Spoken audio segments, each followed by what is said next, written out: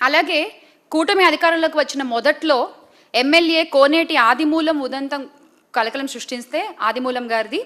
తాజాగా మన రవికుమార్ గారు, ఇంకొకళ్ళు వచ్చేసి నజీర్ అహ్మద్ గారు. అంటే వీళ్ళు చేసే పనులు చూస్తే ప్రజలు ఈ రోజున అసహించుకునేటువంటి పరిస్థితి ఉంది రాష్ట్రంలో. గుంటూరులో టీడీపీ మహిళా నేత షేక్ సూఫియా పురుగుల మందు తాగి ఆత్మహత్యం చేసుకునే పరిస్థితి వచ్చింది ఈ రోజున. గుంటూరు తూర్పు నియోజకవర్గం టీడీపీ ఎమ్మెల్యే ఎండి నజీర్ అహ్మద్ గారు, ఆ వీడియో కూడా చాలా వైరల్ అయింది, మీలో చాలామంది చూసే ఉంటారు.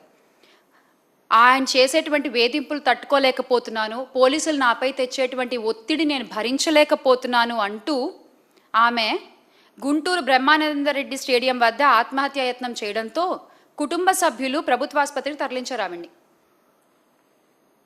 ఇది ఒక మహిళ పరిస్థితి ఈ రోజున కూటమి ప్రభుత్వంలో. మహిళలంటే తెలుగుదేశం పార్టీకి గౌరవం లేదు, ఇది అందరికీ అర్థమైపోయిన విషయం. మరొకసారి కూటమి ప్రభుత్వమే రుజువు చేసిన విషయం ఇది.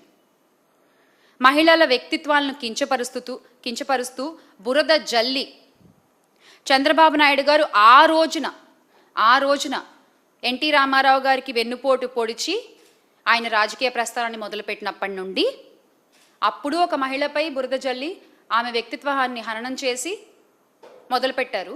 ఈ రోజుకి అదే ఆనవాయితీని ఆ పార్టీ పెద్దలందరూ కూడా ఆచరిస్తూ వస్తున్నారు. ఇది నిజం అన్న సంగతి ఆ పెద్దలకు కూడా తెలుసు.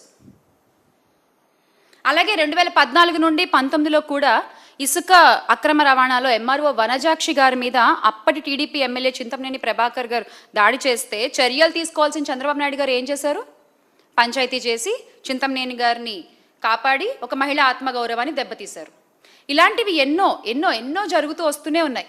అలాగే ఇంకోటి, ఈరోజు ఇందాక మనం చూసాము, టీడీపీ మహిళా నేత నుంచి కాపాడండి అంటూ నర్సరావుపేట రూరల్ నుంచి ఆమె మాట్లాడిన మాట అంతా కూడా టీడీపీ నేతల ఆగడాలకు అంతు పొంతు లేకుండా పోతోంది, ఆ పార్టీ మహిళా నేతలు సైతం భూ ఆక్రమణలు చేసి రెచ్చిపోతున్నారంటే ఒక వృద్ధురాలి ఫిర్యాదు కూడా ఈరోజు తీసుకోలేని పరిస్థితి మన రాష్ట్రంలో ఉంది.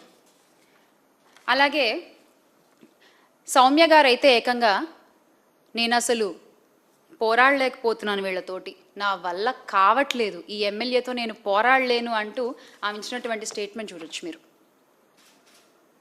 దీనికి ఏం సమాధానం చెప్తారు ప్రస్తుత కూటమి ప్రభుత్వం? దీనికి ఏం సమాధానం చెప్తారు ప్రస్తుత మహిళా హోంమంత్రి గారు? దీనికి ఏం సమాధానం చెప్తారో దయచేసి చెప్పాలి.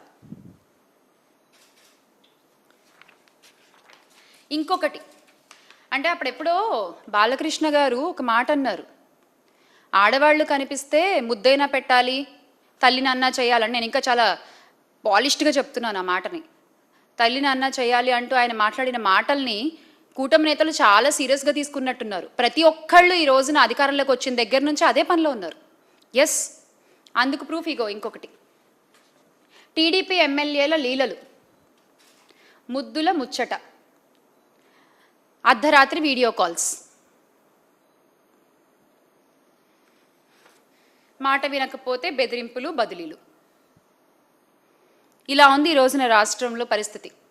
అదే గత ప్రభుత్వంలో తీసుకున్నట్లయితే వైఎస్ జగన్మోహన్ రెడ్డి గారు ముఖ్యమంత్రిగా ఉన్నప్పుడు ఏ ఆడపిల్ల స్కూల్కి వెళ్ళే పిల్లైనా, ఉద్యోగం చేసే మహిళైనా, ప్రభుత్వ ఉద్యోగంలో ఉన్న మహిళైనా, ఇంట్లో వంట చేసుకునే అమ్మైనా,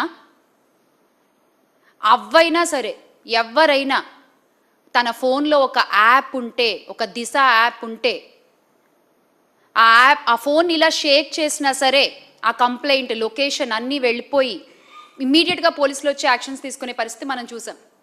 కానీ ఈ రోజున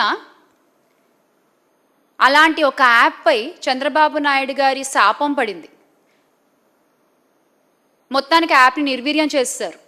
మళ్ళీ సేమ్ టు సేమ్ కాపీ కొట్టి శక్తి యాప్ అంటూ తీసుకొచ్చారు. మరి ఈ రోజున ఆ శక్తి యాప్ పనిచేస్తోందా? పనిచేయట్లేదు. అందులో కంప్లైంట్స్ తీసుకోరు, ఫైల్ చేస్తే కంప్లైంట్ ఫైల్ అవ్వదు.